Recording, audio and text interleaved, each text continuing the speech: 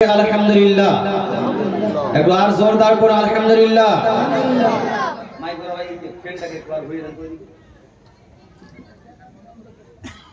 সম্মানিত মুসলিম সমাজ,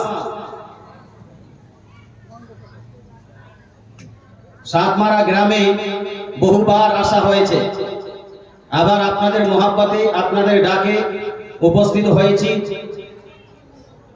সচরাচর আমি বিষয় ভিত্তিক আলোচনা করতে বেশি ভালোবাসি, কারণ একটা গ্রামে যখন 7-8 বার আসবো তখন কি নিয়ে আলোচনা করব দ্বিধাদ্বন্দ্বে পড়ে যায়। তাই এখানকার কমিটিকে বলার পরে কমিটি আমার জন্য আজকের জন্য একটি বিষয় ফিক্স করে দিয়েছেন, সাবজেক্ট নির্ধারণ করে দিয়েছেন। ইনশাআল্লাহ তাআলা সাবজেক্ট মোতাবেক আলোচনা হবে।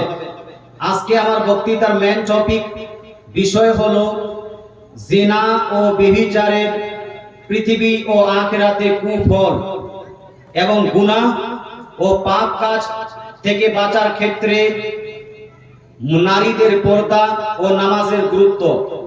এই দুইটি বিষয় নিয়ে ইনশাআল্লাহ তাআলা বিস্তারিত আলোচনা হবে 1 থেকে 1.5 ঘন্টা। তারপরে মুনাজিরে আজমে হিন্দ, বা আপনি বলতে পারেন মুনাজিরে আজমে এশিয়া, হযরতুল আল্লামা মাওলানা মুফতি মতিউর রহমান রিজভী সাহেব উপস্থিত হবেন। তিনার দর্শন করে তিনার কাছে দোয়া নিয়ে আমরা সবাই বাড়ি যাব ইনশাআল্লাহ তাআলা। তবে বক্তৃতার আগে আসুন সবাই মিলে একত্রিত হয়ে মুহাব্বতের সহিত, প্রেমের সহিত, ভালোবাসার সহিত একবার দরুদ শরীফ পাঠ করি। পড়েন সবাই আল্লাহুম্মা সাল্লি আলা সাইয়্যিদিনা মাওলানা মুহাম্মদ ওয়া আলা আলি সাইয়্যিদিনা ওয়া আলা আলি সাইয়্যিদিনা মাওলানা মুহাম্মদ সাল্লাল্লাহু তাআলা আলাইহি ওয়া আলিহি ওয়াসাল্লাম। আমি কোরআনুল মাজিদ ফুরকানুল হামিদ থেকে একখানা আয়াত সূরা ইসরা থেকে পাঠ করেছি। আল্লাহ তাআলা বলেন, ধ্যান দেন, আল্লাহ তাআলা বলেন ওয়ালা তাকরাবুজ জিনা, হে আমার বান্দারা তোমরা জিনার ধারে পাশেও যেও না, জিনার কাছেও যেও না। ইন্নাহু কানা ফাহিশা, জিনার ধারে পাশে যাবে না কেন? জিনা ও ব্যভিচারের পাশে যাবে না কেন? তার কারণ আল্লাহ তাআলা বলেছেন দুইটি। ইন্নাহু কানা ফাহিশা, জিনা হলো একটি অশ্লীল কাজ, নোংরা কাজ, ওয়াসা সাবিলা, আর এটা হলো মন্দ পথ, এই রাস্তাটা ভালো না, রাস্তাটা খারাপ। এই দুইটি কারণে আল্লাহ তাআলা জিনাকে, আল্লাহ তাআলা বান্দাকে বলেছেন জিনা থেকে বিরত থাকো, জিনার ধারাপাশে যেও না। পৃথিবীতে অনেক কাজ কেমন আছে বা যেই কাজটি প্রথমে জায়েজ ছিল পরে নাজায়েজ হয়েছে, বা পূর্বে নাজায়েজ ছিল পরে জায়েজ হয়েছে, এমন অনেক কাজ পাবেন। যারা মদ পান করা পূর্বে জায়েজ ছিল পরে নাজায়েজ হয়েছে, বেপরদা থাকা পূর্বে জায়েজ ছিল পরে জায়েজ আর নাজায়েজ হয়েছে। অনেকগুলো জিনিস এরকম আছে শরীয়তের বিধানে। আজকাল আমরা যেই কাজগুলো করে থাকি তার মধ্যে যে হারামগুলো, অনেকগুলো এমন হারাম যেটা চিরতরে হারাম ছিল না, কিন্তু পৃথিবীতে এমন একটি হারাম কাজ, এমন একটি নোংরা কাজ, এমন একটি নাজায়েজ কাজ, এমন একটি অবৈধ কাজ, যেই অবৈধ কাজটি শুধু আমাদের নবী দো জাহানের বাদশা আকাই নামদার মাদিনী তাজদার আহমদ মুখতার জনাবে রাসূলুল্লাহ সাল্লাল্লাহু তাআলা আলাইহি ওয়াসাল্লামের শরীয়তে শুধু হারাম নয়, বরং আদম আলাইহিস সালাম থেকে শুরু করে এখন পর্যন্ত কোন নবীর শরীয়তে সেটা হালাল হয়নি। সেই কাজটার নাম হলো জিনা, সেই কাজটার নাম হলো ব্যভিচারী। বর্তমান যুগ আমরা আপনারা অতিবাহিত করছেন, মুসলমান আপনি ভালো করে অবগত যে নবীজি সাল্লাল্লাহু তাআলা আলাইহি ওয়াসাল্লামের ইন্তেকালের প্রায় 1500 বছর অতিবাহিত হতে চলেছে। 1500 বছর অতিবাহিত হয়েছে নবীজির ইন্তেকালের পরে। আমরা 1500 বছর পরে আমরা অবস্থান করছি। মুসলমান, কিয়ামত কিছুদিন পরে আসবে বা শেষের সময় কিয়ামত আসবে, তবে আল্লাহ তাআলা রাসূল সাল্লাল্লাহু তাআলা আলাইহি ওয়াসাল্লাম ইরশাদ করে গেছেন কিয়ামত তো ঘটবে, কিয়ামত তো আসবেই, তবে কিয়ামতের আগে বড় বড় কিছু নিদর্শন আসবে, কিছু আলামত জাহির হবে, কিছু আলামত পাওয়া যাবে, যেই আলামতগুলো দেখলে তোমরা মনে করে নিবে যে এখন কিয়ামত সন্নিকটে আছে, কিয়ামত কাছে চলে এসেছে। রাসূলুল্লাহ সাল্লাল্লাহু আলাইহি ওয়াসাল্লামের একটি হাদিস তেলাওয়াত করি। এই হাদিসটি বুখারী শরীফের মধ্যে, বুখারী শরীফ জিলদ নাম্বার 1 হাদিস নাম্বার 80 নাম্বার অর্থাৎ 80 নাম্বার হাদিস। দয়ার নবী মানবী ইরশাদ করেন, ইন্না মিন আশরাতিস সাআতি, দয়ার নবী মানবী বলছেন নিশ্চয়ই কিয়ামতের আলামত সমূহের মধ্যে উল্লেখযোগ্য আলামত, কিয়ামতের আলামত সমূহের মধ্যে উল্লেখযোগ্য আলামত হলো কয়েকটি। তার মধ্যে একটি হলো আইয়ুরফাআল ইলম। দয়ার নবী মানবী ইরশাদ করেন যে কিয়ামতের সন্নিকটে কিয়ামতের একটি আলামত হলো ইলম উঠিয়ে নেওয়া হবে, জ্ঞান উঠিয়ে নেওয়া হবে। মুসলমান জ্ঞান উঠিয়ে নেওয়া হবে মানে কি? আপনারা তো দেখছেন হুজুর, আগে মাধ্যমিক পাস ছেলে কম ছিল, এখন বেশি আছে। আগে গ্রাজুয়েট পাস লোকজন কম ছিল, এখন আস্তে আস্তে বেশি হচ্ছে। আগে MA pass, BEd pass, MEd pass, তারপরে এমফিল পাস, পিএইচডি ধারী ব্যক্তিরা কম ছিল, আস্তে আস্তে বেশি হচ্ছে। তাহলে ইলম উঠলো কি করে?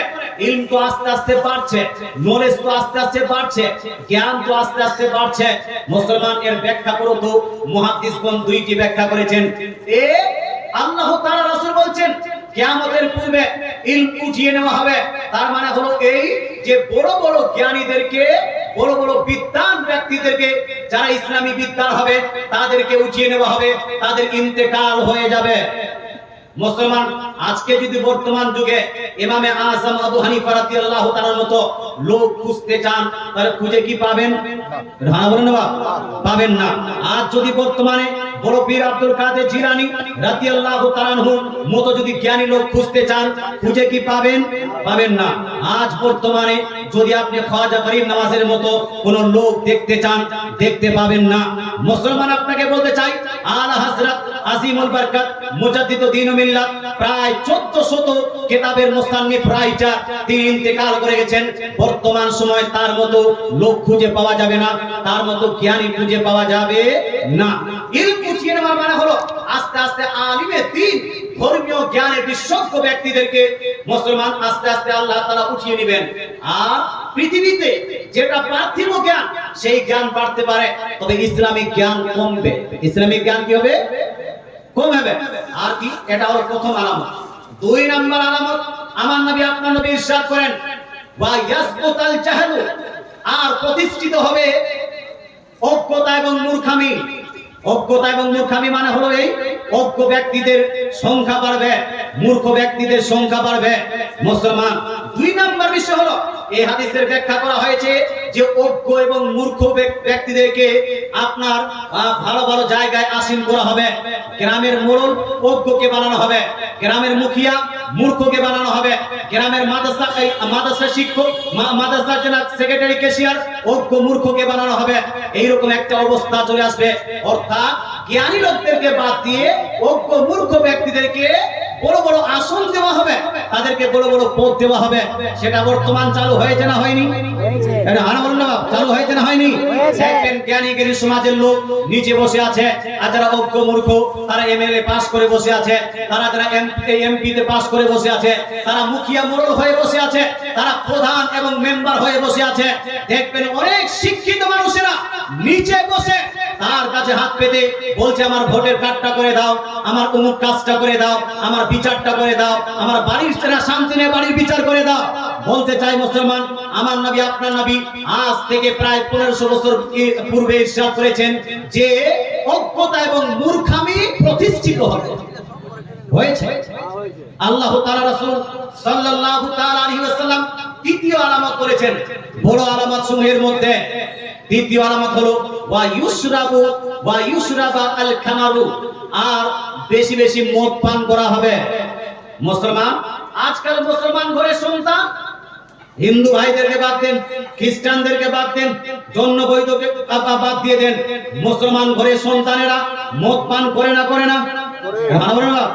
সাত মারাতে হয়তো নাই, 80% লোক আছে মদ পান করে কি করে না? মুসলমান আপনি হয়তো জানেন না, আপনার অজান্তে আপনার ছেলে মদ পান করছে, আপনার অজান্তে আপনার হয়তো ভাই মদ পান করেছে, হয়তো আপনিও কোনোদিন আপনার স্ত্রীকে ফাঁকি দিয়ে, আপনার ছেলে মেয়েকে ফাঁকি দিয়ে, আপনার বাপ মাকে ফাঁকি দিয়ে আপনিও বন্ধুর পাল্লায় পড়ে আপনিও মদ পান করেছেন। মদ পান করাটা এত বেশি প্রচার পাবে যে মদ পান করা কোনো বড় ব্যাপার হয়ে দাঁড়াবে না। আজ দেখেন আমাদের সমাজের মধ্যে যদি জেনায় ধরা পড়ে তার কড়াকড়ি বিচার হয়, কিন্তু মদ পান করা ব্যক্তি যদি ধরা পড়ে কোনো বিচার আছে? বিচার আছে? মদ পানকারীদের কোনো বিচার নাই। কারণ আমাদের কাছে মদ পান করাটা ইজি হয়ে গেছে, এটা একদম সিম্পল হয়ে গেছে, অ্যাভেলেবল হয়ে গেছে। মদের অনেকগুলো কোয়ালিটি আছে। ইয়াবা পান করা এটাও মদের মধ্যে পড়বে, বিয়ার পান করা মদের মধ্যে পড়বে, তারপর রয়্যাল পান করা এটা মদের মধ্যে পড়বে, অনেক রকম আপনার মদ বার হয়ে গেছে। এই সমস্ত মদ পান করার প্রসঙ্গে আমার রাসূলুল্লাহ বলছেন, যখন মদ পান করা বেশি বেশি করে হবে তখন জেনে নিও যে কিয়ামত সন্নিকট আছে। কথা বুঝে গেল? মুসলমান 4 নাম্বার আলামত আল্লাহ তাআলা রাসূল। আচ্ছা, মদ পান করা ভালো না খারাপ ভাই? এজন্য ভালো না খারাপ? মদ পান করাটা খারাপ। আল্লাহ তাআলা রাসূল সাল্লাল্লাহু তাআলা আলাইহি ওয়াসাল্লাম ইরশাদ করেছেন সুনান ইবনে মাজার মধ্যে, লা তাশরাবিল খামার, লা তাশরাবিল খামার ফাইন্নাহা মিফতাহু কুল্লি শার। দয়ার নবী মানবী ইরশাদ করেন, ওহে আমার উম্মত উম্মতিরা, তোমরা কোনোদিন মদ পান করবে না, শরাব পান করবে না। কারণ শরাব পান করা, মদ পান করা এটা হলো প্রত্যেক গুনাহের জোর, প্রত্যেক গুনাহের স্টার্টিং। অনেকগুলো গুনাহ জন্ম নেয়, অনেকগুলো গুনাহ স্টার্ট হয় মদ পান করা থেকে। মদ পান করলে একটা ছেলের চরিত্র খারাপ হয়, মদ পান করলে বাড়ির আপনার অবস্থা খারাপ হয়, মদ পান করলে স্ত্রী ভালো থাকে না, মদ পান করলে ভালো আপনার ছেলে মেয়েদেরকে ভালোভাবে আপনি লালন পালন করতে পারবেন না। মদ পান যদি আপনি করেন তাহলে বাপ মার যেভাবে রেসপেক্ট করা উচিত, যেভাবে বড়দের রেসপেক্ট করা উচিত, সম্মান করা উচিত, সেই সম্মানটা আপনি করতে পারবেন না। আল্লাহ তাআলা রাসূল বলছেন, তাই তোমরা মদ পান করবে না, এটা হলো কাবীরা গুনাহ। কোন গুনাহ ভাই? এই সাগীরা গুনাহ না কাবীরা গুনাহ? অনেকগুলো ছেলে আছে ড্রাগস পান করছে, ড্রাগস ব্যবহার করে, আবার কিছু ছেলে আছে যারা ডেনড্রয়েড ব্যবহার করে। নো নো নো, আপনি ডেনড্রয়েড ব্যবহার করতে পারবেন না, ড্রাগস ব্যবহার করতে পারবেন না। আমাদের এলাকায় এইদিকে কি হচ্ছে জানি না, আমাদের এলাকায় আবার নতুন শুরু হয়েছে, সেটা হলো কাশের সিরাপ পান করা। এদিকে হয় না, কাশের সিরাপ বুঝেন আপনারা? কাশের সিরাপটা গোটা পান করে নিল, আপনার নেশা চড়ে গেল, এইরকমও পান করা হয়। খবরদার, হোশিয়ার, নিজে মদ থেকে বাঁচেন, নিজের সন্তানকে বাঁচান। আপনি যদি বাপ হয়ে জানতে পারেন আপনার ছেলে মদ পান করছে, আপনার ভাই মদ পান করছে, গার্জিয়ান হিসেবে অ্যাজ দ্য গার্জিয়ান আপনার দায়িত্ব, আপনার কর্তব্য হলো সেই ভাই, সেই বেটাকে কোনো মতেই যে কোনো কৌশলে আপনাকে মদ পান করা থেকে এবং শরাব পান করা থেকে বাঁচাতেই হবে, এটা আপনার দায়িত্ব। আল্লাহ তাআলা রাসূল বলছেন, 3টি আলামত হলো। চতুর্থ নম্বর আলামত আল্লাহ তাআলা রাসূল বলছেন, ওয়াইয়াজহারাজ জিনা, আর জিনা প্রকাশ পাবে, জিনা আম হয়ে যাবে। জিনা বেবিচারিতা মানুষের কাছে সামান্যটুকু মনে হবে। আজ মুসলমান আমরা যদি মন্টুর ছেলে আর ঝন্টুর মেয়ে যদি ধরা পড়ে, তখন তো আমরা অনেক গুরুত্ব সহকারে দেখি, কিন্তু আরো যে অনেক রকম জিনা হচ্ছে, অনেক প্রকারের জিনা আমাদের সমাজের মধ্যে প্রচলিত আছে, সেই দিকে আমাদের ধ্যান নাই। আচ্ছা, আপনারা শুনছেন ভাই? শুনছেন? যারা যারা শুনছেন হাত তুলে বলুন তো, ইয়া রাসূলুল্লাহ। জিনা বেবিচারি আম হয়ে যাবে। মুসলমান আপনাকে বলতে চাই, যদি সমাজের মধ্যে, যদি কোনো গ্রামের মধ্যে, যদি কোনো আপনার গোত্রের মধ্যে বা সম্প্রদায়ের মধ্যে জিনা আম হয়ে যায়, জিনা সাধারণ হয়ে যায়, তাহলে কি হবে? একটি আর হাদিস শুনুন। এই হাদিসটি at-তারগীব ওয়া তারহিবের মধ্যে ইমাম মুনজিরি রাহমাতুল্লাহি আলাইহি নকল করেছেন। এই হাদিসের মধ্যে রাসূলুল্লাহ সাল্লাল্লাহু তাআলা আলাইহি ওয়াসাল্লাম ইরশাদ করেন, ইদা যাহারা জিনা ওয়ার রিবা ফি কারিয়াতিন ফাকাত আহাল্লু বিআনফুসিহিম আযাবাল্লাহি তাআলা। আল্লাহ তাআলা রাসূল বলছেন, ইদা যাহারা জিনা ওয়া রিবা, যখন কোন সমাজে, যখন কোন গ্রামে জিনা এবং সুদ প্রচলিত হয়ে যাবে, জিনা এবং সুদ আমভাবে সাধারণভাবে মানুষ খেতে লাগবে, তখন আল্লাহ তাআলা রাসূল বলছেন, এই ব্যক্তিরা আহ্বান করলো আল্লাহ তাআলার আযাবকে নিজেদের জন্য অনিবার্য করে নিয়েছে। এই ব্যক্তিরা নিজেদের জন্য আল্লাহর আযাবকে অনিবার্য করে নিয়েছে। মুসলমান আপনাকে বলতে চাই, আল্লাহ তাআলা রাসূল বলছেন, জিনা যখন কোন গ্রামে আম হয়ে যায় বা সুদ যখন কোন গ্রামে আম হয়ে যায়, তখন আল্লাহ তাআলার আযাব তাদের প্রতি পতিত হয়, অনিবার্য হয়ে যায়। আমি জিজ্ঞেস করতে চাই, আমাদের সমাজের মধ্যে সুদখোর পাওয়া যায় না যায় না? যায় না যায় না? আমাদের সমাজের মধ্যে ঘুষখোর পাওয়া যায় না যায় না? যায়। আমাদের সমাজের মধ্যে লটারি কাটনেওয়ালা পাওয়া যায় না যায় না? যায়। আমাদের সমাজের মধ্যে আপনার জুয়া খেলনেওয়ালা পাওয়া যায় না যায় না? যায়।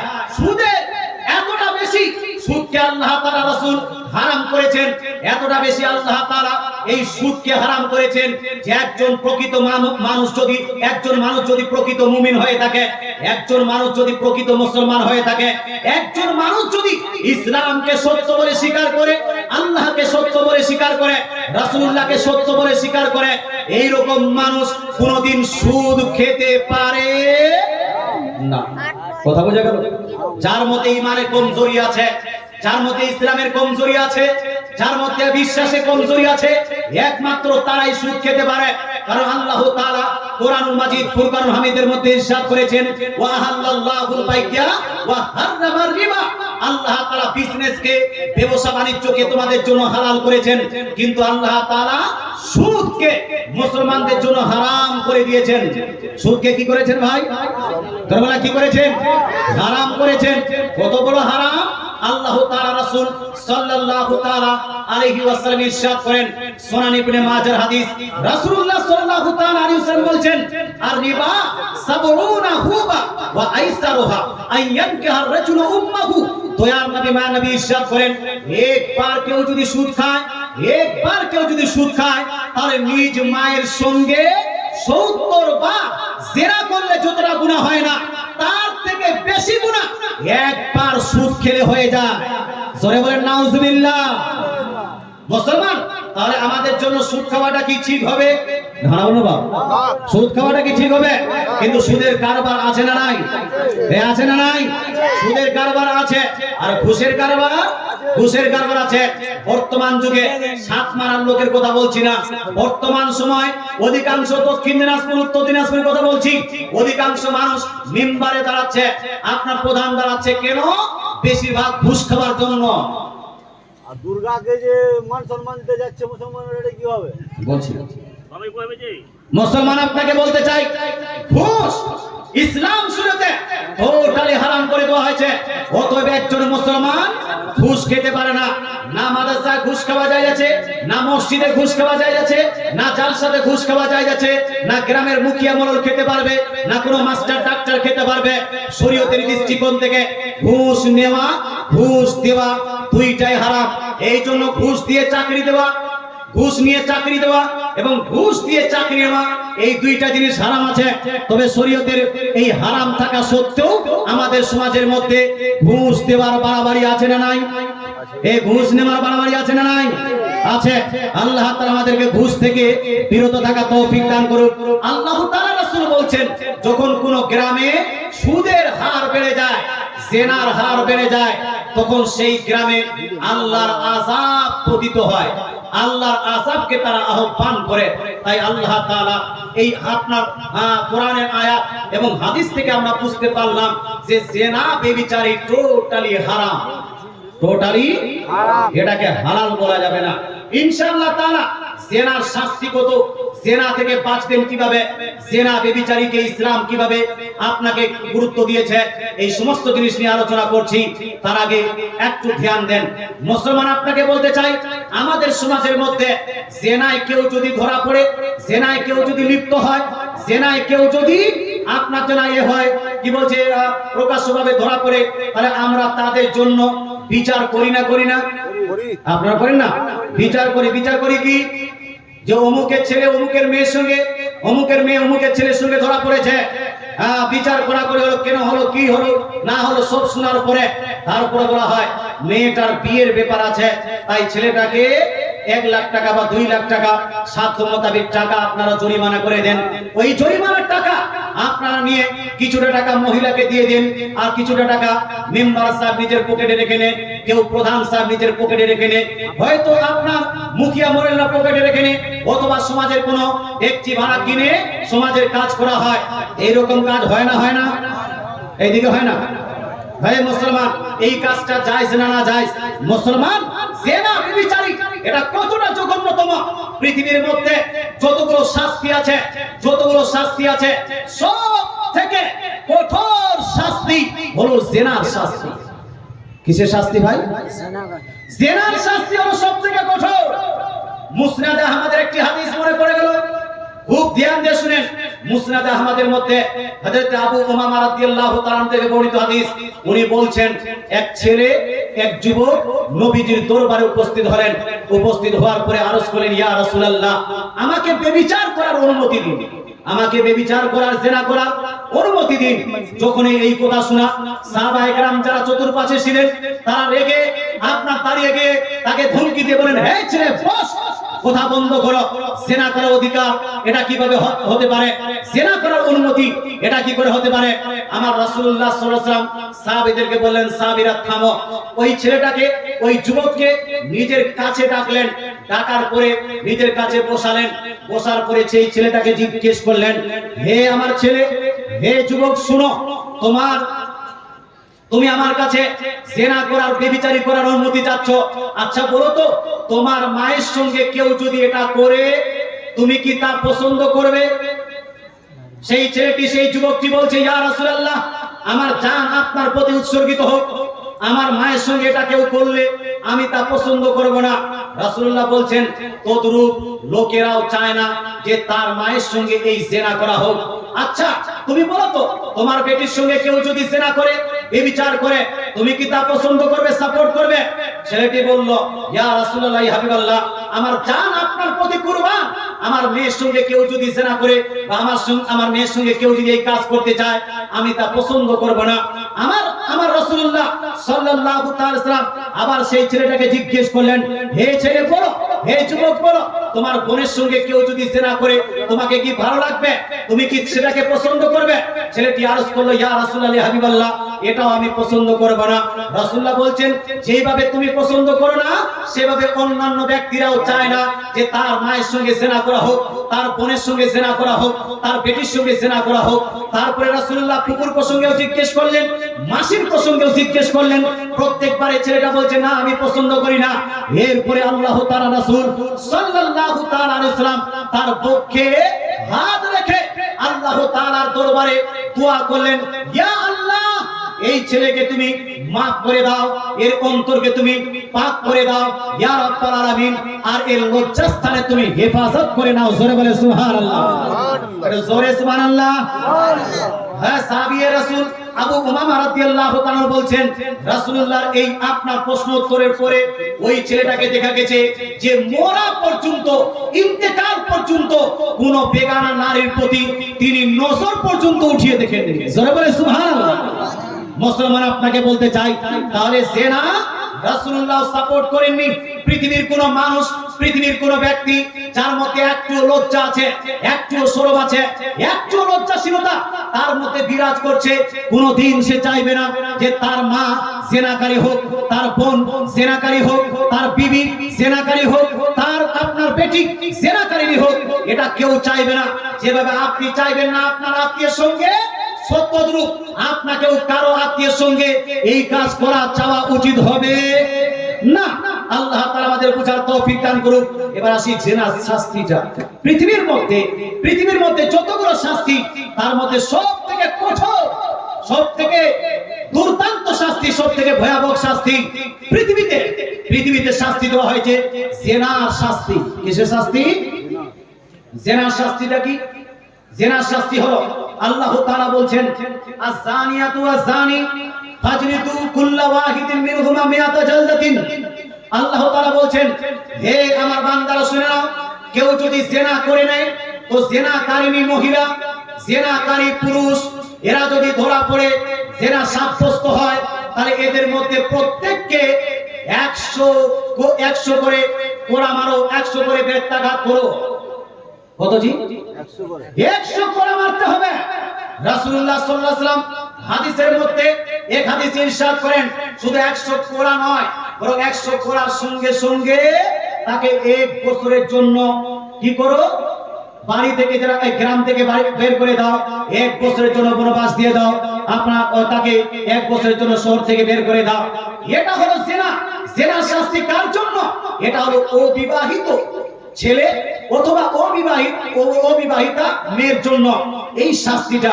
মুসলমান আপনাকে বলতে চাই, আর যদি কোনো বিবাহিত পুরুষ অথবা বিবাহিতা নারী কেউ যদি জিনায় ধরা পড়ে, জিনায় যদি কেউ পাকড়ায় যায়, তাহলে তার কি শাস্তি হবে? এই প্রসঙ্গে একটি হাদিস শোনাই। এই হাদিসটি লিপিবদ্ধ আছে সহিহ মুসলিম শরীফের মধ্যে। সহিহ মুসলিম শরীফের মধ্যে লিপিবদ্ধ, এক নারী পেটে আপনার বাচ্চা নিয়ে অর্থাৎ গর্ভাবস্থায় রাসূলুল্লাহ সাল্লাল্লাহু আলাইহি ওয়াসাল্লামের দরবারে উপস্থিত হলেন। গর্ভবতী হয় রাসূলুল্লাহ দরবারে উপস্থিত হয়ে আরজ করলেন, ইয়া রাসূলুল্লাহ ইয়া হাবিবাল্লাহ, ইয়া রাসূলুল্লাহ ইয়া হাবিবাল্লাহ, ইয়া রাসূলুল্লাহ ইয়া হাবিবাল্লাহ, আমার পেটে যে সন্তান ধারণ করেছি এই সন্তানটা হালালি নয়, এই সন্তানটি হলো জিনার পানিতে সন্তান। ইয়া রাসূলুল্লাহ ইয়া হাবিবাল্লাহ, আমি জিনা করেছি, অতএব আমার প্রতি আপনি শাস্তি প্রয়োগ করুন, আপনি আমাকে শাস্তি দিন। আল্লাহ তাআলা রাসূল সাল্লাল্লাহু আলাইহি ওয়াসাল্লাম তার অভিভাবককে ডাকলেন, অভিভাবক গার্জিয়ানকে ডাকলেন। গার্জিয়ানকে ডাকার পরে রাসূলুল্লাহ বললেন, আসিন ইলাইহা, এটাকে এই মেয়েকে, তোমার মেয়েকে বা তোমার বোনকে ভালোভাবে দেখাশোনা করো। আর যখন সে আপনার বাচ্চা ভূমিষ্ঠ করবে, বাচ্চা ভূমিষ্ঠ করার পরে সেই নারীকে, সেই মেয়েকে আমার কাছে নিয়ে আসবে। মুসলমান আপনাকে বলতে চাই, সেই মেয়েটা চলে গেল। বাচ্চা ভূমিষ্ঠ হওয়ার পরে মেয়েটা আবার উপস্থিত হলেন নবীজির দরবারে। উপস্থিত হয়ে আরজ করলেন, ইয়া রাসূলুল্লাহ ইয়া হাবিবাল্লাহ, আমি জিনায় লিপ্ত হয়েছিলাম। ইয়া রাসূলুল্লাহ, ইসলামে যা শরীয়ত আছে, আল্লাহর যা শাস্তি দিয়েছে, সেই শাস্তিটা আমার মধ্যে প্রয়োগ করুন, আমাকে প্রয়োগ করুন। আল্লাহ তাআলা রাসূল সাল্লাল্লাহু তাআলা আলাইহি ওয়াসাল্লাম সাহাবাদেরকে বললেন, তার জন্য রাজামের ব্যবস্থা করো। রাজাম মানে হলো এই যে এক কূপ মাটি খুঁড়ে, মাটি গর্ত করে 1 ফুট পর্যন্ত তাকে সেখানে লাগিয়ে দিতে হবে। লাগানোর পরে একটু দূর থেকে পাথর নিক্ষেপ করতে করতে করতে করতে তাকে মেরে ফেলতে হবে। সম্মানিত মুসলিম সমাজ, কাউকে যদি করতাম ছুরি মেরে কাউকে যদি কাতল করে দেওয়া হয়, তার কষ্টটা ততটা হয় না। হয় বাবা, কেউ যদি ট্রেনে পড়ে যায়, ট্রেনের নিচে পড়ে যায়, আর একবার কি তার ধর যদি আলাদা হয়ে যায়, সেটা ততটা কষ্ট হবে? কষ্ট হবে? কষ্ট হবে না। কিন্তু মুসলমান একজন জীবিত মানুষকে 1 ফুট আপনার এ পর্যন্ত ঘিরে দিয়েছেন, হাত নিচে আছে, হাত আপনার নিচে আছে, মাটির ভিতরে আছে, বুক পর্যন্ত আছে, পাথর মারতে আছেন, জান তো অত সহজে যাবে না। যাবে ভাই? জান তো অত সহজে যাবে না। মুসলমান রক্ত আপনার ওই পাথর মারতে মারতে মারতে যতক্ষণ পর্যন্ত না সে ইন্তেকাল করেছে, মৃত্যুবরণ করেছে, ততক্ষণ পর্যন্ত মারতে থাকতে হবে। আচ্ছা বলুন তো, পাথরটা যদি আস্তে মারে সে কি ইন্তেকাল করবে? মরবে? মরবে না। তাই সরে পাথর মারতে হবে। তাহলে কতটা কষ্ট হবে? এই বিধান হলো শরীয়তে। এটাকে বলা হয়েছে রাজাম করা। কি করা? এটাকে রাজাম করা। এটা হলো বিবাহিত ছেলে, বিবাহিতা নারীর একটা শাস্তি। মুসলমান একটু লক্ষ্য করুন তো, আপনার বান্ধবীর সঙ্গে আপনি গল্প করছেন, বিবাহ হওয়ার পরে মন্টুর স্ত্রীর সঙ্গে গল্প করছেন, বিবাহ হওয়ার পরে ঝন্টুর স্ত্রীকে আপনি ফোন করছেন, বিবাহ হওয়ার পরে আপনি চুপি চুপি নিজের স্ত্রীকে বাদ দিয়ে অন্যের স্ত্রীকে নিয়ে মার্কেটিং করছেন। আপনি ভাবুন, যদি আপনি ধরা পড়তেন ইসলামী সাম্রাজ্যে, ইসলামী আইন কানুন অনুযায়ী আপনাকে যদি শাস্তি দেওয়া হতো, তাহলে কিভাবে আপনার প্রতি কঠোর শাস্তি হতো। মুসলমান, আমার নবী, আপনার নবী, দয়ার নবী, মায়ের নবীর হুকুমের পরে সাহাবায়ে কেরাম সেই মেয়েটাকে কাপড়গুলো সঠিকভাবে মজবুত করে বেঁধে দিয়ে মেয়েটাকে গেড়ে দিলেন। গেড়ে দেওয়ার পরে পাথর নিক্ষেপ করতে করতে তাকে মেরে ফেলা হলো।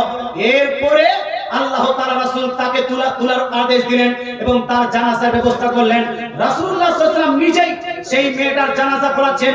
উমর বিন খাত্তাব রাদিয়াল্লাহু তাআলা আনহু দাঁড়িয়ে বলছেন, ইয়া রাসূলুল্লাহ, আপনি কি এই মহিলাটির আপনারা যারা জানাজা পড়াবেন, এই মহিলাটি তো জিনাকারিনী, এই মহিলা তো জিনা করেছিল, পাপ করেছিল, গুনাহ করেছিল। ইয়া রাসূলুল্লাহ, এই গুনাহগার, বাদকার, সিয়াকার নারীর আপনি কিভাবে জানাজা পড়াবেন?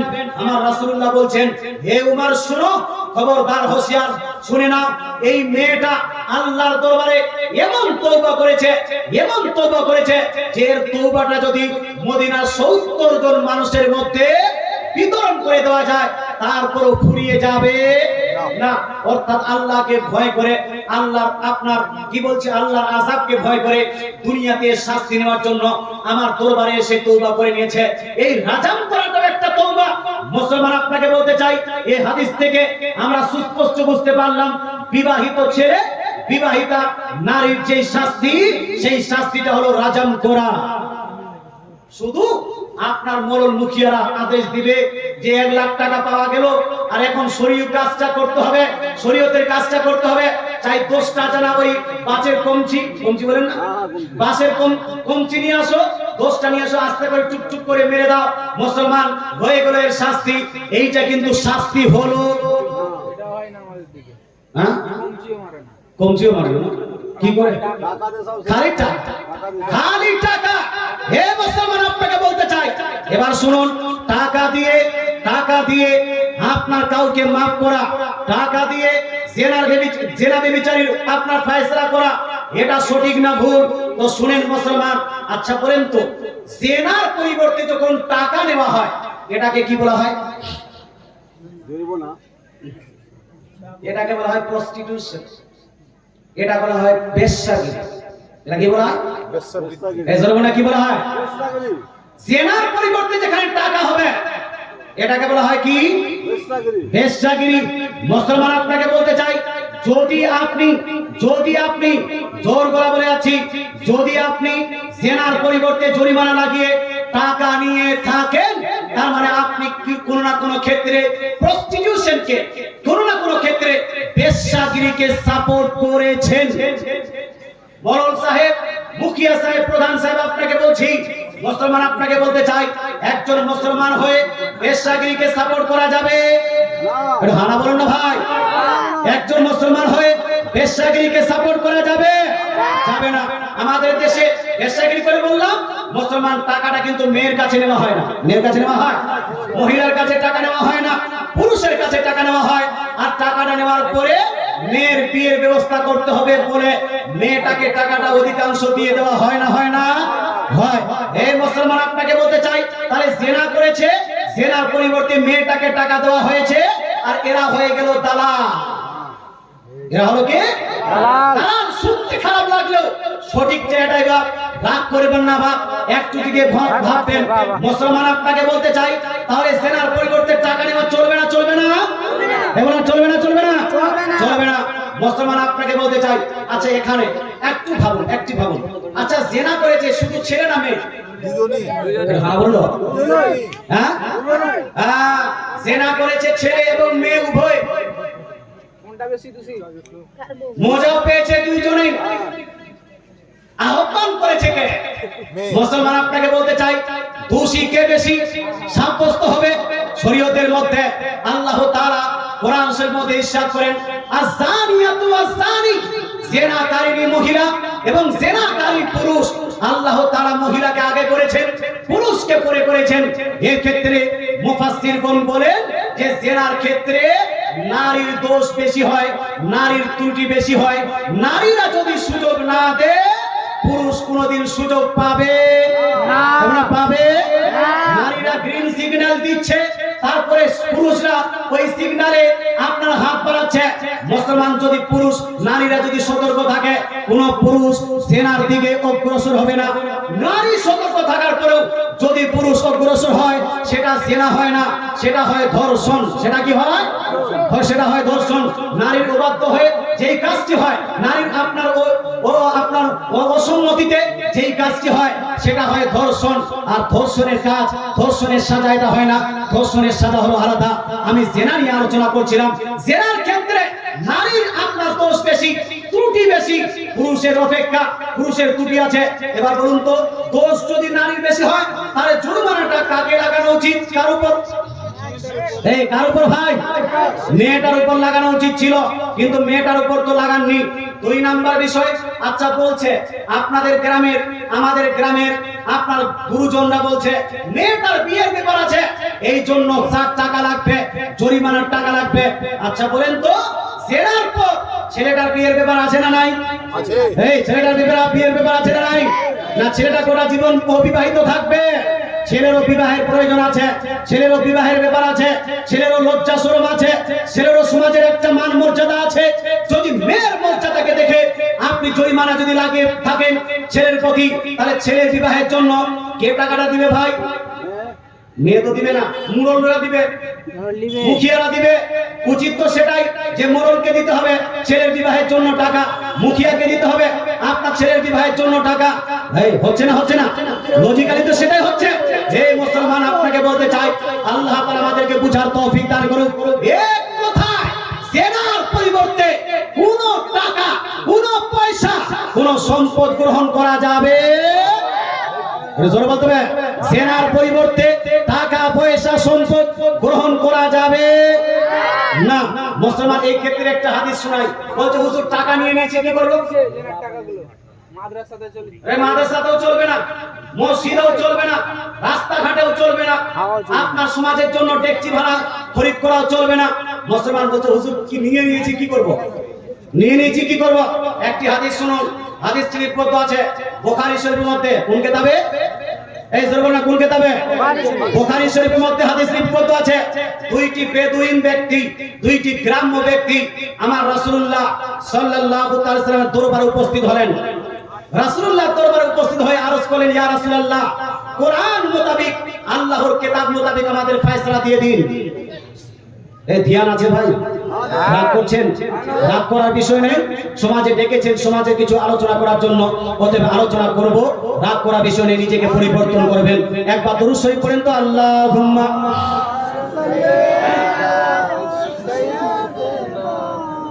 মাওলানা মুহাম্মদ আলা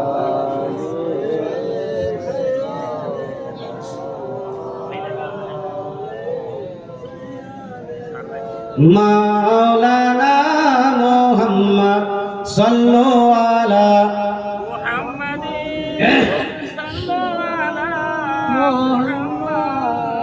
हरदम सबा से निकालो पाक नामे मोहम्मद से निकालो पाक नामे मोहम्मद সাল্লাল্লাহু তাআলা আলাইহি ওয়াসাল্লাম। আমি বুখারী শরীফের একটি হাদিস শোনাতে চলেছিলাম। বুখারী শরীফের হাদিস লিপিবদ্ধ আছে, 2টি বেদুইন ব্যক্তি, গ্রাম্য লোক নবীজির দরবারে উপস্থিত হলেন। ধ্যান দেন, ধ্যান আছে না ভাই? নবীজির দরবারে উপস্থিত হয়ে আরজ করেন, ইয়া রাসূলুল্লাহ, আমাদের 2 জনের মধ্যে কিতাবুল্লাহ, আল্লাহর কিতাবের ফয়সালা দিয়ে দেন যে আমাদের ফয়সালাটা কি হবে। রাসূল সাল্লাল্লাহু আলাইহি ওয়াসাল্লাম জিজ্ঞেস করলেন, তোমাদের মামলা কি, তোমাদের সমস্যা কি? ওই তাদের মধ্যে একজন গ্রাম্য লোক বলল, ইয়া রাসূল হাবিবাল্লাহ, আমার ছেলে ইনার বাড়িতে মজুরি খাটতো, আমার ছেলে ইনার বাড়িতে মজুরি খাটতো, ইনার বাড়িতে মজুরি খাটতে গিয়ে ইনার স্ত্রীর সঙ্গে জেনা করতে ধরা পড়েছে। কিসের জেনা? জেনায় ধরা পড়েছে, জেনা করে নিয়েছে। যখন এই জেনায় ধরা পড়লো, আমার ওই ছেলের প্রসঙ্গে লোকজন বলতে শুরু করলো যে এই ছেলেটাকে রাজাম করতে হবে, অর্থাৎ এক বুক মাটিতে গেড়ে দিয়ে তাকে পাথর নিক্ষেপ করতে করতে মেরে ফেলতে হবে। 2 জন দ্বিতীয় নাম্বার বেদুইন ব্যক্তি বলল, ইয়া রাসূল হাবিবাল্লাহ, এই লোকটি সঠিক কথা বলছে, ইনার ছেলে আমার স্ত্রীর সঙ্গে জেনা করেছে, আর এর ফয়সালা আপনাকে কোরআন থেকে দিতে হবে। রাসূলুল্লাহ সাল্লাল্লাহু আলাইহি ওয়াসাল্লামের প্রসঙ্গে এই সম্মুখে প্রথম বেদুইন ব্যক্তিটি বলছে, ইয়া রাসূল হাবিবাল্লাহ, আমার ছেলে যখন ধরা পড়েছিল লোকজন বলল তোমার ছেলেকে কতল করা হবে, তোমার ছেলের প্রতি পাথর নিক্ষেপ করতে করতে মেরে ফেলা হবে। তাই ইয়া রাসূলুল্লাহ, ভয়ে আমি 100টি ছাগল, কত? 100টি ছাগল, 100টি ছাগল দিয়েছি, আর একটা দাসী দিয়ে তার কাছ থেকে আমার ছেলেকে আমি ছুটিয়ে নিয়ে এসেছি। কত দিয়েছিল? 100 ছাগল, আর একটা দাসী দিয়েছে, যার স্ত্রীর সঙ্গে জেনা করেছে তাকে দিয়েছে। মুসলমান আর সেই ছেলেটাকে ফেরত নিয়ে এসেছে। তার মানে ছেলের পক্ষ থেকে এখানে জরিমানা দিল না এই দিল না ছেলের পক্ষ থেকে 100 ছাগল জরিমানা দিল আর একটা দাসী জরিমানা দিল। তারপরে সেই বেদুইন ব্যক্তি বলছে, ইয়া রাসূলে হাবিবাল্লাহ, এখন আমি আমাদের আলেমদের মুখ থেকে শুনছি যে আমার ছেলেকে রাজাম করা হবে না, আমার ছেলের প্রতি 100 বেত্রাঘাত করা হবে, 100টা কোড়া মারা হবে। তাই ইয়া রাসূলে হাবিবাল্লাহ, আমি কোনোদিন গুনাহ চাই না, আপনি আল্লাহর কোরআন থেকে ফয়সালা দিয়ে দিন। আমার রাসূলুল্লাহ সাল্লাল্লাহু তাআলা আলাইহি ওয়াসাল্লাম ফয়সালা শোনাচ্ছেন। শুনুন আমার নবী কি বলেছেন। রাসূলুল্লাহ সাল্লাল্লাহু তাআলা আলাইহি ওয়াসাল্লাম বলছেন, যা এই ছেলেটিকে 100টা বেত্রাঘাত করো। কত? 100টা কোড়া মারো, এর ছেলেকে 100টা কোড়া মারো, কারণ এই ছেলেটা বিবাহিত ছিল না, ও বিবাহিত ছিল। 100টা কোড়া মারো। আর 2 নাম্বার, যাকে ছাগল দেওয়া হয়েছিল, যাকে দাসী দেওয়া হয়েছিল, তাকে বলা হলো তার ছাগল তার দাসী তাকে তুমি ফেরত দিবে। অর্থাৎ সেই ব্যক্তি দাসী এবং ছাগল ফেরত দিল।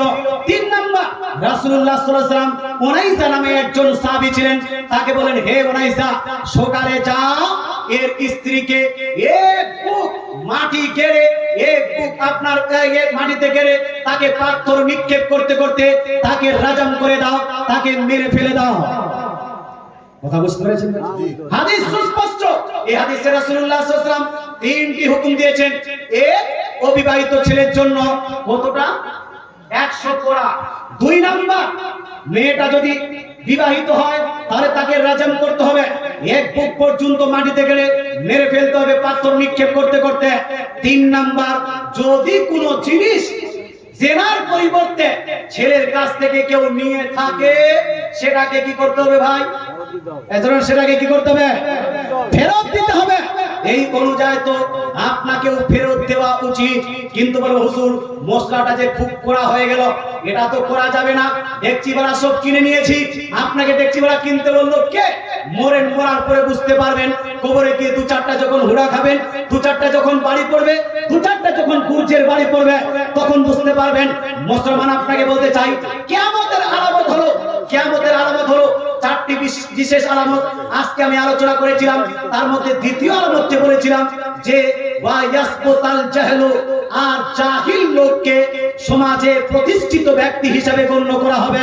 এই জাহিল ব্যক্তি, মূর্খ ব্যক্তিকে যদি সমাজের যদি মান্যগণ্য ব্যক্তি হিসাবে, বিচারক হিসাবে তাকে যদি রাখা হয়, তাহলে উল্টাপাল্টা বিচার হবে না? হবে না? শরীয়তের খেলাফ বিচার হবে না? তাই এই সমস্ত বিচারের সময় একজন মুফতির প্রয়োজন আছে না নাই? বলুন না, একজন মুফতির প্রয়োজন আছে না নাই?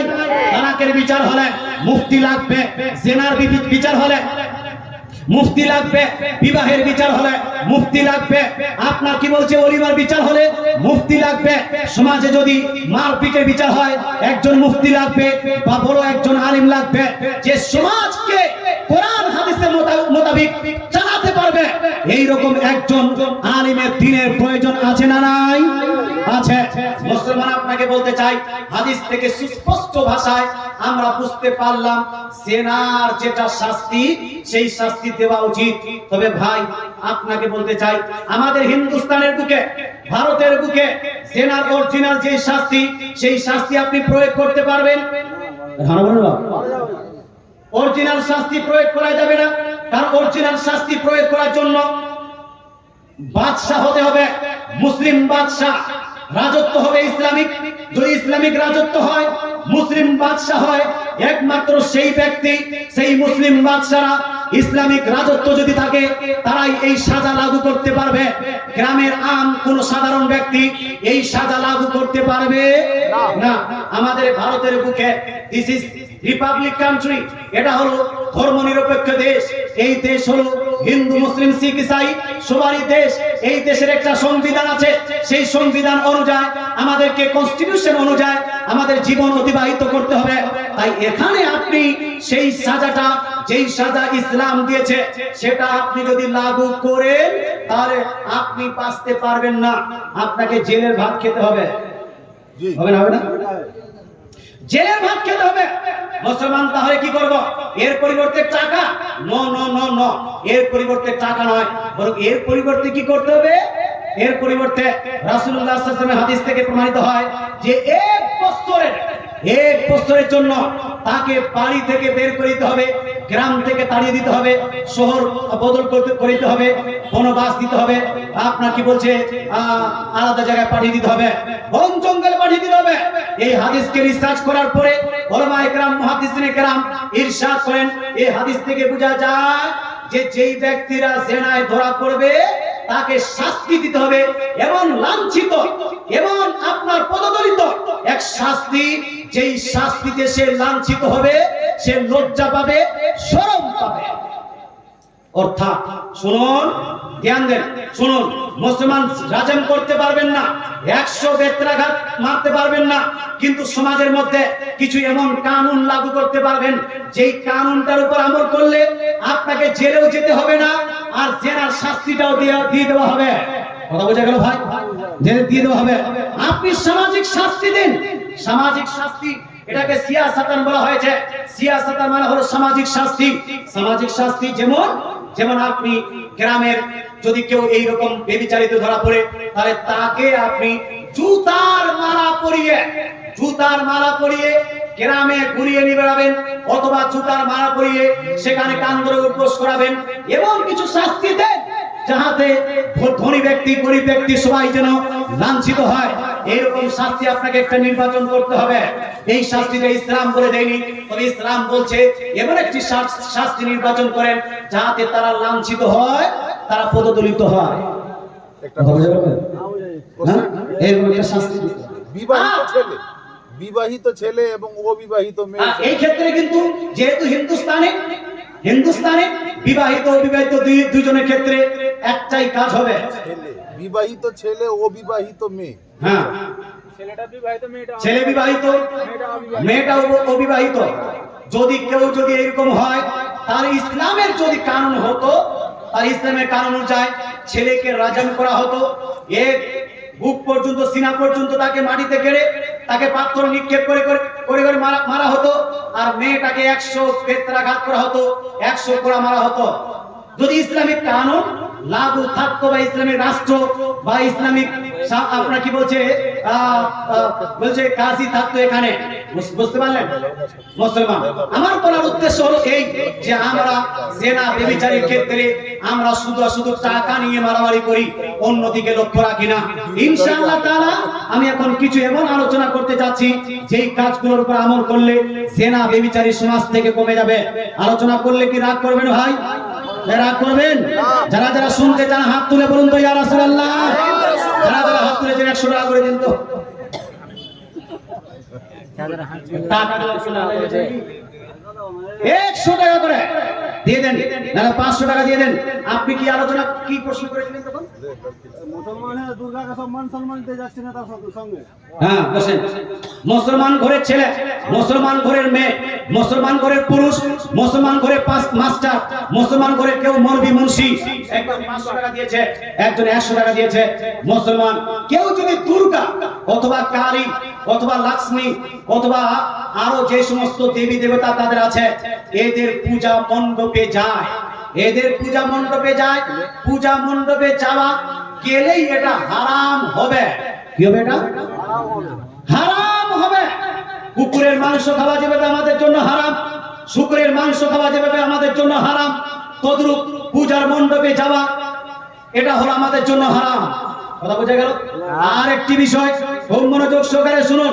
আর যদি কোনো ব্যক্তি পূজার মণ্ডপে গিয়ে আপনার কালীকে, দুর্গাকে, লক্ষ্মীকে রেসপেক্ট করে, অথবা তাকে আপনার কি বলছে দেবী হিসেবে মান্যতা দিয়ে দেয়, তার নামে টিকা দিয়ে দেয়, তার নামে মালা পরে নেয়, তার সামনে গিয়ে হাত জোড় করে নেয়, অথবা তার সামনে গিয়ে গীতা বা মহাভারত অথবা ঋগ্বেদ, সামবেদ, যজুর্বেদ কোন শ্লোক পড়ে দেয়, অর্থাৎ পূজার মতো কিছু করে থাকে, তাহলে সেই ব্যক্তি সঙ্গে সঙ্গে ইসলাম থেকে খারিজ হবে, সেই ব্যক্তি কাফির হবে। মুসলমান আমরা হিন্দু ভাইদের উপর আক্রমণ করব না, তাদের মন্দিরের উপর আক্রমণ করব না। তারা নিজের মন্দির বানাবে, তারা নিজের মন্দিরে পূজা করবে, সেটা তাদের ব্যক্তিগত ব্যাপার, আছে না নাই? তাদের ব্যক্তিগত ব্যাপার। কিন্তু ভাই ধর্ম যার যার মানতে হবেও তাকে ধর্ম যার যার উৎসব সবার এই গল্প চলবে না। এটা ইসলামিক গল্প নয়, এটা ইসলামের বিধান নয়। ইসলামিক বিধান হলো ধর্ম যার যার উৎসব তার তার। ধর্ম যার যার না উৎসব সবার। সবার কি করে হলো? হে মুসলমান, কি করে সবার হলো? আপনি যখন শবে বরাত পালন করেন তখন করে হিন্দু ভাই আপনার শবে বরাতে আসে? রাজরে বলেন না, হিন্দু ভাই শবে বরাতে রাত্রি যাপন করে ইবাদত করে করে না। যখন লাইলাতুল কদর পালন করেন তখন করে হিন্দু ভাই কি আসে লাইলাতুল কদর পালন করে করে না। আপনি যখন কুরবানি করছেন কোন হিন্দু ভাই এসে আপনার মতো খাসি কুরবানি দেয় না। আপনি যখন রোজা রাখছেন এই রোজার উৎসবে কোন হিন্দু ভাই এসে আপনার বাড়িতে রোজা রেখে ইফতার করে না। মুসলমান আপনাকে বলতে চাই, আপনি যখন নামাজ পড়ছেন নামাজ পড়ার সময় আপনার কোন হিন্দু ভাই এসে নামাজ পড়ে না। শবে বরাত তারা পালন করে না, শবে মেরাজ তারা পালন করে না, লাইলাতুল কদর তারা পালন করে না। আরে ধর্ম যার যার উৎসব সবার কি করে হলো? আপনি শুধু কালী পূজা, দুর্গা পূজা, লক্ষ্মী পূজাতে যাওয়ার জন্য মুসলমানের মুখ থেকে এটা শোনা যায়, অন্যদের মুখ থেকে শোনা যায় না। মুসলমান আপনাকে বলতে চাই, আমি বলবো যে ধর্ম যার যার উৎসব তার তার। যে যার ধর্ম পালন করে সে সেই উৎসবটা পালন করবে। জি জি মুসলমান আপনাকে বলতে চাই, নো নো নো মুসলমান, আমি বলছি না। ইসলাম বলছে কোন হিন্দু যদি অসুস্থ থাকে তাকে যদি আপনি সাহায্য করেন নেকি পাবেন। কোন হিন্দুর যদি ব্লাডের প্রয়োজন হয় আর তার কাছে যদি সে ব্লাড না পায়, রক্ত না পায়, আপনি যদি সেই রক্ত দিয়ে সেই হিন্দু ভাইকে বাঁচান আপনি নেকি পাবেন। কোন যদি আপনার হিন্দুর মেয়ে যদি হিন্দু বোন যদি পেশাবের যন্ত্রণায় ভুগে তাকে যদি হসপিটাল নিয়ে যাওয়ার কোনো লোক না থাকে, একজন মুসলমান করে ছেলে আপনি যদি সেই মেয়েকে উঠিয়ে হসপিটাল নিয়ে যান, আল্লাহ তাআলা রাসূলের হাদিস রিসার্চ করলে এটাই প্রমাণ হয় যে আপনি নেকি পাবেন।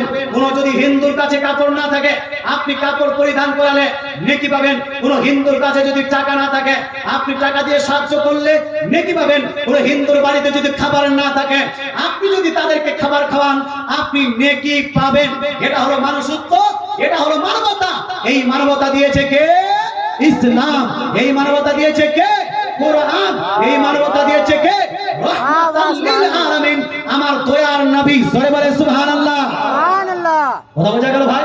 কিন্তু আমার রাসূলুল্লাহ সাল্লাল্লাহু আলাইহি সাল্লাম কোনদিনে ওই আপনার কাবা শরীফে গিয়ে মূর্তির সামনে হাত জোড় করে মূর্তির সামনে হাত জোড় করে নি, মূর্তির নামে যারা টিকা লাগায় নি মুসলমান। তাই আমি বলতে চাই, মুসলমান ঘরের ছেলেরা পড়াশোনা করবে না করবে না?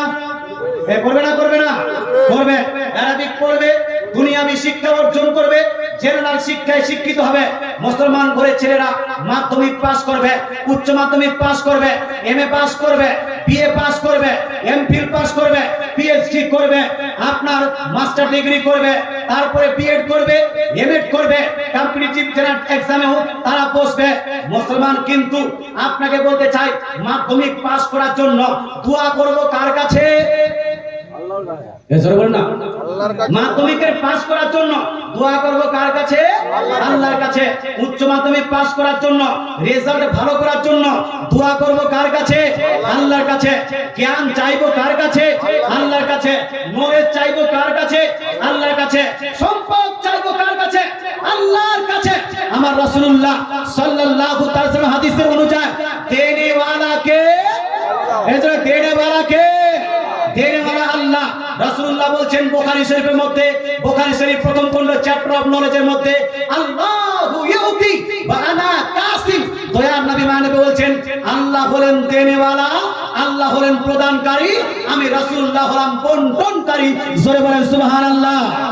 মুসলমান আপনাকে বলতে চাই, তাই নলেজ চাইবো কার কাছে? আল্লাহর কাছে। এখন যদি আপনার ছেলে, আপনার মেয়ে অথবা আপনি নিজে গিয়ে সরস্বতীর কাছে নলেজ চান, এটা শিরক হবে না হবে না? হবে। এই শিরক হবে না হবে না? ইসলাম শরীয়তে সব থেকে বড় গুনাহ হলো শিরক করা। সব থেকে বড় গুনাহ হলো শিরক করা। এই জন্য বলতে চাই মুসলমান, আপনার ছেলেকে সতর্ক করবেন, আপনার মেয়েকে সতর্ক করবেন, আপনিও সতর্ক হবেন। আপনার দোয়া, আপনার নলেজ চাওয়া হবে একমাত্র আল্লাহর কাছে। তাই ভাই, মৌলবি দেখছি বাংলাদেশে কিছু মৌলবি জামাতে ইসলামের মৌলবীরা ওই আপনার পূজা মণ্ডপে গিয়ে তাদেরকে সাধুবাদ জানাচ্ছে, তাদেরকে আপনার কি বলছে শুভেচ্ছা জানাচ্ছে। ন ন ন ন, আপনি শুভেচ্ছা জানাতে পারবেন না। পারবেন ভাই? শুভেচ্ছা জানাতে পারবেন না। এটা দুনিয়াবি জিনিস নয়। যখন রিলিজিয়াস অ্যাসপেক্ট আসবে, রিলিজিয়াস ম্যাটার আসবে, তখন রিলিজিয়াস ম্যাটারে আমরা হব শক্ত, আমরা হব স্ট্রিক্ট, আমরা হব নিজের ধর্মকে পালনকারী, অন্য ধর্মকে গালি দিব না, তবে নিজের ধর্ম ছাড়বো। এই অন্য ধর্ম গালি দিব না, কিন্তু নিজের ধর্ম ছাড়বো না। আল্লাহ তাআলা আমাদের বুঝার তৌফিক দান করুন, আমল করার তৌফিক দান করুন, বলেন আমিন। একবার দরুদ শরীফ পড়ুন, আল্লাহুম্মা। আলোচনাটা হলো এই জেনা ব্যভিচারী থেকে কিভাবে মুক্তি পাবো, কিভাবে দূরে থাকবো। মুসলমান আমরা এই দিকে ধ্যান রাখি না। কি নাম মহিলারা দিয়েছে নাকি? এই মাশাআল্লাহ, আমার মা বোনেরা অনেক টাকা দান করেছেন, আল্লাহ তাআলা দানকে কবুল করুন, বলেন আমিন। জোরে বলেন আমিন। মুসলমান আমি মহিলাদের প্রসঙ্গে কিছু ইনশাআল্লাহ তাআলা এটা আপনি দিলেন। কি নাম? 1 2 3 জি মুমতাজান জালসা কেশিয়ার মুমতাজান দাদু আমার দিয়েছেন 2000 টাকা নগদ। একবার নারা লাগান তো, নারাই তাকবীর, জোরে জোরে নারাই তাকবীর, নারাই রিসালাত, নারাই রিসালাত। 2000 টাকার দাতা। আর যদি কেউ ফাঁকা থাকেন, কেউ যদি বাকি থাকেন, কেউ যদি টাকা দিতে এখনো বাকি থাকেন, অবশিষ্ট থাকেন, তাহলে দিয়ে যেতে পারেন। ইনশাআল্লাহ তাআলা আপনাদের জন্য আরো দোয়া হবে। মুসলমান আমি আলোচনা করছিলাম, একটু ধ্যান দেন।